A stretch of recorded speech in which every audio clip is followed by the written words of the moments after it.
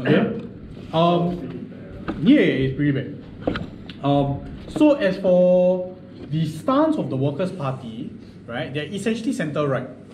Okay, but they are so close to the centre, in the same way the PAP is also close to the centre. There a lot of the policies actually overlap, right? A lot of their Alfred, Hillary say, I was told that this will be a trial. That's why I tell you, don't say trial, right?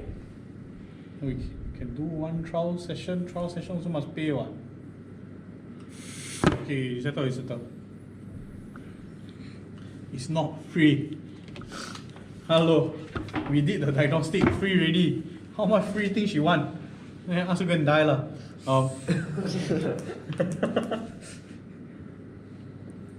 Must pay money for things, okay? What was I saying?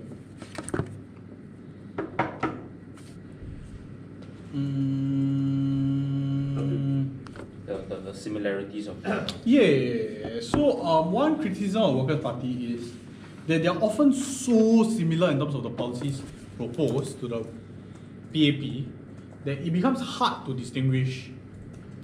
A good example of this was their first major debate. So after they were elected in 2011, right, one of the first major issues was the debate of ministerial salaries. Okay? The very high one, right? Yeah. So there was a debate about like reducing it or increasing it, something lah. Okay. Basically, the Workers' Party proposed a different model. That's higher paying. That was like slightly higher pay. Like they just proposed a different model for the sake of proposing a different model, but was very similar to the PAP's figure anyway. Right? Was a different way of calculating. So they've done this a couple of times. It's stupid, right? So in principle they agree with the PAP for a lot of things. And you often see them agreeing with the PAP. But they are there to count pay when they think they need to count pay. Right? But that's very limited. Okay? Immigration. So what have they like always disagreed on? Immigration? Yeah, they copied the white paper. The white paper, yes. White paper on population. 7 million one, right? 2011 they also wrong on. Yeah. They think they actually got approved. Correct. So the reason why they pay the election. Okay, I think before we go, I'll go into like what has happened in the past few elections and notable things in the past few elections, so you know examples. Then I'll talk about issues. Okay. So I'll talk about immigration in 2011, but let's start. So my knowledge stretches back to 2001, 2006. Basically what was notable in 2001, 2006, that's when the opposition party started strengthening, if at all. Because back then, very weak, right? It's literally only two fellas. Right? Low Jia Kiang, Chiam See Tong. But parties as a whole started strengthening. One of the reasons that can be attributed to the strengthening of opposition parties and opposition voices was the internet.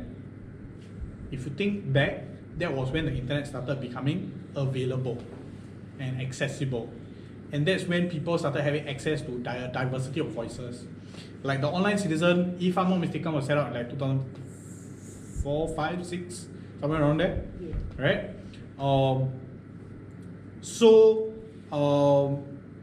There was a greater expression of dissent online that did not ever exist in the past. Oh, so the anonymity made it... Yeah. So actually, like the internet and like new media, basically it was a thing. It was called new media. Now it's just called social media or like online media, right? But back then it was called new media, right? So it was actually led to, because everyone had access to a voice now and had the ability to express their opinions online. So that's where opposition voices started gaining traction, right? However, in both 2001 and 2006, in those elections, there were still many walkouts. What do I mean by this? Back then, not all constituencies were contested. You guys grew up in an environment where everywhere is contested. Back then, right, there were things called walkovers where there's no opposition party contesting. It's just the PAP. So the PAP wins by default. So you don't even need to go and vote. Because no one could meet the requirement? Or- Yes, but also they just didn't have the people to contest. So one requirements are not difficult to meet, but they just didn't have the manpower to contest. Right? Okay. So yeah, if how many can run, anyone can run lah. Right? In 2006, like opposition parties started working together somewhat, and it came to a head in 2011. That is when opposition parties really came to the table, sat down, and like agree. Okay, you run here, I run here, you run there, I run there. Right? And they try to contest everywhere in Singapore. So there was some divvying up of like territories lah. Right? And obviously the Workers' Party, by virtue of having the most power, influence, having a seat, having a number of NCMPs as well, had the most sway. There were attempts to coalesce the entire opposition movement into one banner. That failed because opposition parties are incompetent, right? And they all want power but cannot share, nor like actually think what's best for the party or whatever. They're all like bartering for their own interests. And they're just stupid lah. A lot of them are actually just stupid and all crazy, right?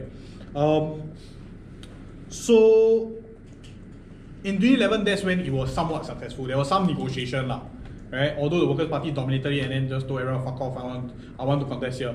You all want to fight, you'll fight. Because a big problem, and this happened in prior elections, was multi-way fights. And then the spoiler effect made it so that Workers' Party couldn't get in. Correct. Okay. Because the opposition vote was diluted. Because you either vote PAP. So okay, in Singapore, right, there are only two types of voter. You like the PAP or you hate the PAP. Yeah. Right? It's not you support a particular opposition party, no. You either like the PAP or you hate the PAP. So if you're an opposition voter, your choice is simple. You are going to vote opposition no matter what. For at least you talk about most people lah, especially older generation. Now perhaps people are a bit more educated, and opposition has a bit more presence, so they can choose to support. They can pick and choose somewhat. Alright? So opposition votes always got diluted, especially when there's a multi-way fight. So they tried to avoid that. There still were multi-way fights, but not so bad in 2011. What's notable about 2011 is, and the reason why it's called a watershed election, right, was it was the first time an opposition party won a GRC, which in the past was thought to be impossible. Because for you to win a GRC, you need 5 people. Okay? So there are a number of things going on with a GRC. You need 5 good opposition politicians. You go up against the PAP's 5. Out of the PAP's 5, there is one minister, always a minister in every GRC. And in that case, in Aljunied, the minister was George Yeo, who was a very popular foreign minister at that time. Very popular. So for you to vote out a PAP team, right, you must kick out a minister. Can you imagine how difficult that is to do? So, what the Workers' Party did is they assembled a Avengers squad, essentially. So, Low Tia Kiang left his seat in Hougang to contest in Aljunied. He's safe, you know, if he contests in Hougang, confirm win. Close eye also win. Right? But he left his seat, he contested with Sylvia Lim, who was NCMP, right? And then they got Pritam Singh, who was a young blood lawyer, not yet lawyer at the time lah, studying law in SMU, doing JD, like very intelligent, articulate. And then they got Chen Shao Mao, who was Hong Kong lah. Taiwan? Are you sure? Okay. Alfred says Taiwan. I don't know. Hotshot lawyer in Taiwan / Hong Kong. Don't know where you can read out. He's Taiwanese lah. It's Taiwan. I'm quite sure they're working in Hong Kong lah. But hotshot lawyer, right? Also very smart. Clearly smart. Like smart on the level of like a lot of the PAP candidates, right? Not Yan lah. Yan a bit something lah. But Yan also has other deficiencies. Okay lah, I guess. Yeah. Very articulate. And then one Malay fella that I can't remember. Faisal Manak. right? Very humble. Like. Down to earth, good with the residents. So they had everything lah. They had everything, all-star team. And that was what it took to win a GRC. So for you, later when we talk about GRCs, for you to support, opposition can win GRC, you can just say, yeah, look at Aljunied, right? All they have to do is assemble a competent team. In the past, they were incompetent, that's why they couldn't win, right? Incompetent or multi-way fights. But for you to, it was a very narrow win. But for you to oppose the GRC system and say, and to argue that it shuts out opposition voices, you say, yes, they won Aljunied, but look what it took. It took an all-star team. Like, Loh Jia Kang had to leave his seat in all the contests, right? They had to get all these people, and again, it was a very narrow win, right? So, I mean, the first time round, they won 55%. it's fairly narrow lah, right? Oh my god. 2011 was notable for other reasons, okay? So, not only did opposition try to contest all constituencies, Workers' Party won a GRC, the PAP had its lowest popular vote ever. Like some 62% or something like that, some top number. Was it low? Yeah. Wait, popular vote as in they polled the whole country. The whole country, popular vote. The total number of votes for PAP was some like very low 60s. I don't remember, I don't think it went into the 50s lah. No, low 60s. Low 60s for sure. So it got better in 2015. Oh yeah! Jump. Swing back the other way. Practically 70%. Yeah, right? So let me explain why this happened in 2011. Right? So again, when you try to justify whether opposition